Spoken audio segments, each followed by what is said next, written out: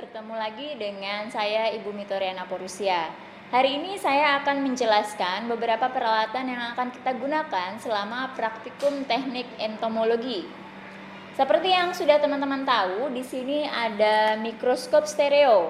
Nah, mikroskop stereo ini adalah mikroskop yang perbesarannya hanya 2 kali atau 4 kali. Saya tidak perlu mengulas terlalu banyak karena pasti teman-teman sudah pernah belajar tentang mikroskop stereo di praktikum vektor. Nah, fungsinya dari mikroskop ini adalah untuk melakukan pengamatan, identifikasi dari hasil tangkapan jentik maupun nyamuk dewasa selama survei entomologi. Di sini saya sudah memiliki beberapa contoh. Di sini ada nyamuk dewasa culex ya, berjenis jantan ya. Kita bisa letakkan di bagian preparat ya untuk dapat dilihat dengan lensa okuler, dan di sini kita melihat melalui ini lensa okuler dan ini adalah lensa objektif. Nah, kita bisa hidupkan lampunya, bisa sorot dari bawah ataupun sorot lampu dari atas ya. Kita bisa lihat di sini ya, dan kita bisa atur fokusnya dengan mengatur tuas yang ini ya, sudah bisa terlihat. Nah, kalau sudah bisa kita matikan. Oke, itu untuk melihat atau mengidentifikasi nyamuk di bawah mikroskop ya. Kemudian saya akan juga memperkenalkan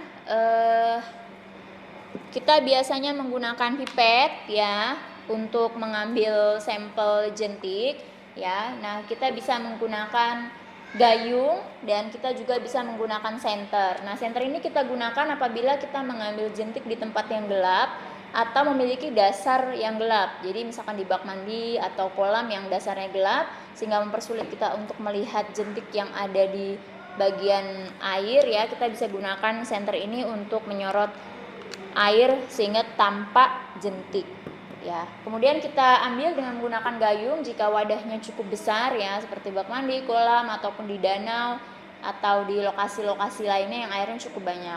Kita gunakan gayung, kita ambil di bagian tepat di bawah permukaan air ya. Kita ambil, kemudian jika ada jentik yang ditemukan di gayung, kita bisa menggunakan pipet dengan cara menekannya, kemudian mengarahkannya pada jentik, kemudian kita lepaskan, maka jentik akan tertangkap ya, jentik akan tertangkap. Kemudian kita bisa letakkan di cup ataupun di wadah dengan tutup seperti ini. Jika kita ingin membawanya ke laboratorium, kita bisa letakkan ya. Jangan lupa untuk memberikan sedikit air agar jentik tetap hidup. Nah, kita juga akan mencoba untuk melakukan penangkapan nyamuk dewasa. Bagaimana cara menangkap nyamuk dewasa? Ada alat yang disebut dengan aspirator. Nah, ini adalah alat aspirator ya. Fungsinya adalah untuk menangkap nyamuk dewasa. Cara pakainya seperti ini kita lepaskan. Jadi di sini ada bagian yang lentur ya, seperti karet ya, pipa. Kemudian di sini ada bagian yang keras seperti kaca ya. Jadi caranya adalah ini kita masukkan ke dalam mulut kita.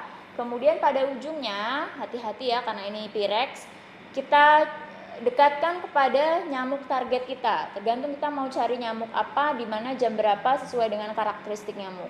Misalkan kita mau cari Aedes aegypti, kita bisa cari selama jamnya ya, pagi atau sore. Kemudian kita bisa tempelkan di tempat-tempat biasa dia resting atau hinggap. Ya, bisa di korden, di tempat nyamuk, di bawah, di tempat tempat tidur, maksud saya di tempat tidur, di baju-baju gantungan. Kemudian kita hisap ya, kita condongkan, hap ya, kita sedot gitu. Kalau sudah, nanti dia akan masuk ke dalam sini. Ini di bagian tengah antara Pyrex dan karet terdapat net ya, sehingga kalau nyamuk masuk dan tersedot, dia tidak akan masuk ke dalam mulut kita ya, jadi ada pembatasnya. Nah, kalau sudah tertangkap nyamuknya dan kita akan kumpulkan untuk identifikasi, kita bisa masukkan ke dalam cup yang sudah didesain seperti ini. Ya, cup ini ditutup oleh kasa ya, kain tile seperti ini yang diberi karet di bagian pinggirnya sehingga kencang. Kemudian diberi lubang di bagian tengahnya dan diberi kapas sebagai penutup. Nah, kita bisa buka seperti ini dan kemudian kita masukkan. Ini kita dorong dengan menggunakan bagian mulutnya, kita dorong dan kita tiup. Ya. Kemudian nyamuk itu akan masuk, kemudian kita tutup kembali dengan menggunakan kapas, ya. Jadi seperti itu cara penangkapan nyamuk dewasa. Kemudian untuk proses identifikasi maka kita harus membunuh nyamuk tersebut. Nah, kita bisa gunakan bahan kimia yaitu kloroform, ya, yang fungsinya adalah untuk membius nyamuk, ya. Kemudian kita basahi kapas dengan menggunakan kloroform, kemudian kita masukkan ke dalam sini, kemudian kita bisa tutup, ya, agar tidak menguap. Tunggu selama beberapa menit, ya. Kemudian nanti kalau sudah terlihat nyamuk dewasanya knockdown atau jatuh, maka kita bisa keluarkan nyamuk itu, kemudian kita letakkan di cawan petri. Nanti kalau sudah, masukkan juga kapas yang sudah dibasahi dengan kloroform, kemudian ditutup, ya. Nah, kalau sudah ada nyamuknya, nanti bisa kita identifikasi. Kalau menggunakan identifikasi, maka kita harus mempersiapkan preparat, ya, seperti ini. Kemudian kita ambil pinset, ya. Pinset fungsinya adalah untuk mengambil benda yang kecil, juga bisa objek yang kecil seperti nyamuk. Kemudian kita ambil nyamuk tersebut, kemudian kita letakkan di preparat, ya. Kalau sudah, kita jangan lupa tutup lagi. Biasanya selama penggunaan kloroform, saya akan meminta mahasiswa untuk menggunakan sarung tangan latex dan masker, ya. Nah, nyamuk yang sudah berada di preparat, ya, dapat digunakan untuk berbagai kegiatan, ya. Bisa pembuatan preparat permanen seperti ini, ya.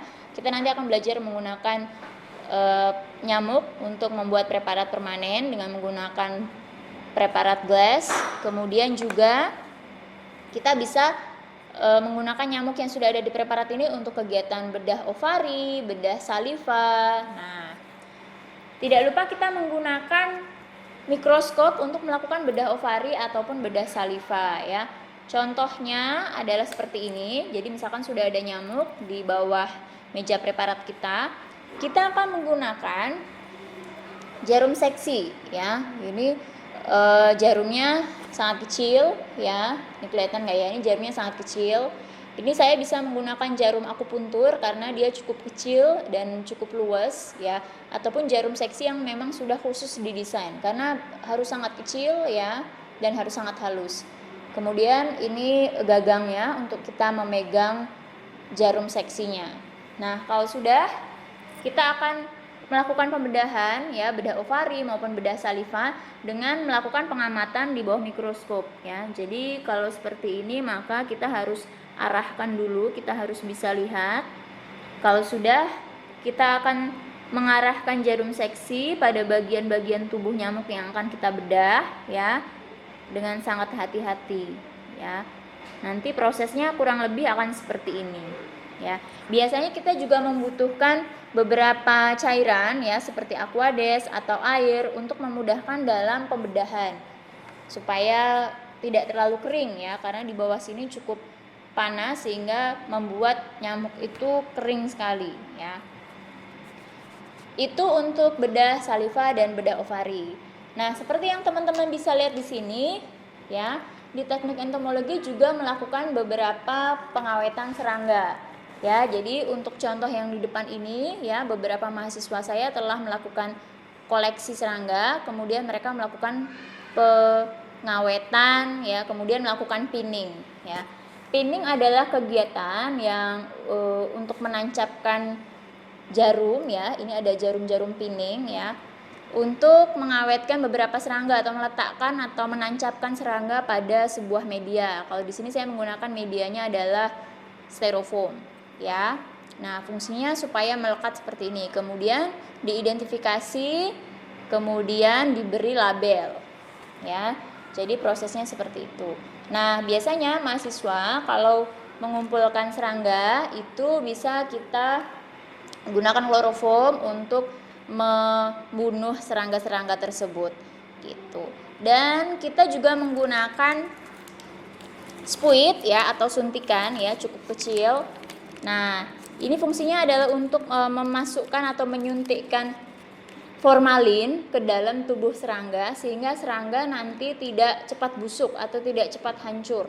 Ya, kita menggunakan di sini ada cairan formalin, ya. Oke.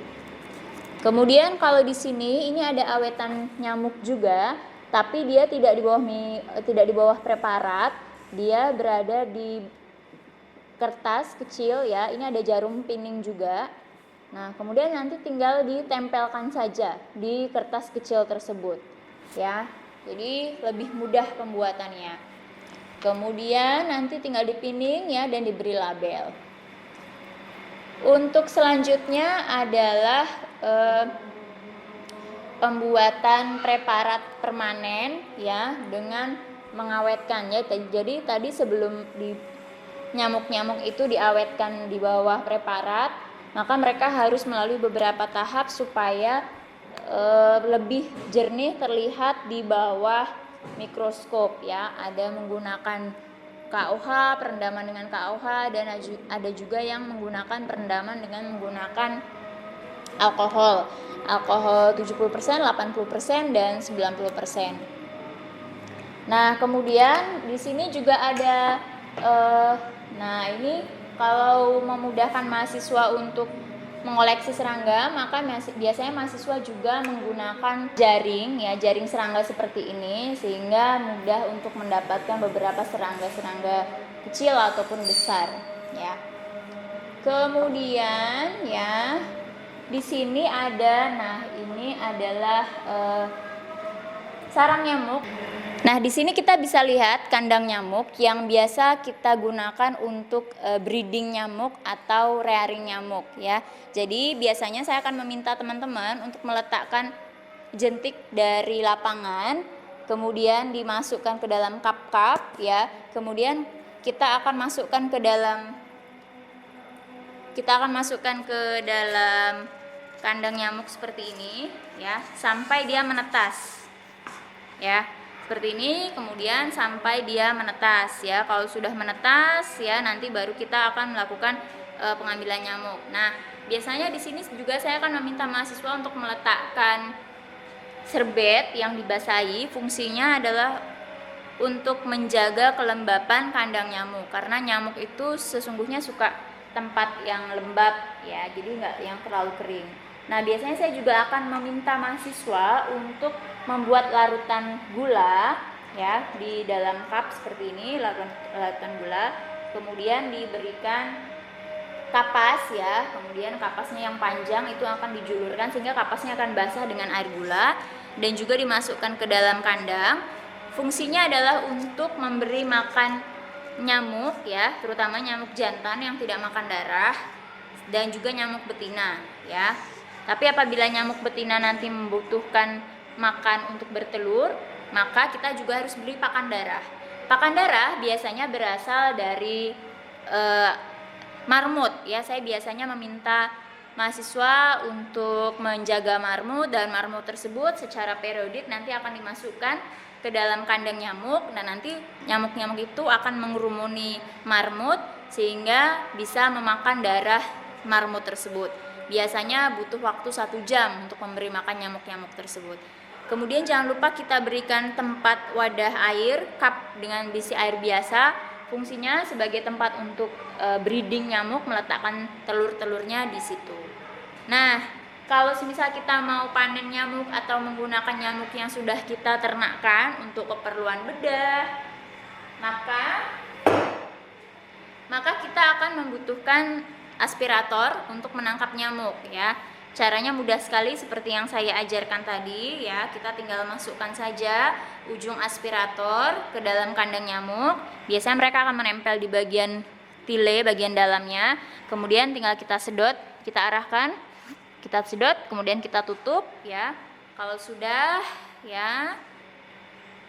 kita ikat kembali dan kita masukkan ke dalam cup yang tadi kita gunakan untuk meletakkan nyamuk dewasa, ya. Oke. Dari saya sekian.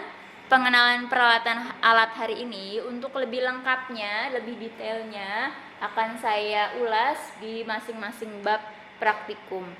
Sekian dari saya, terima kasih. Wassalamualaikum warahmatullahi wabarakatuh.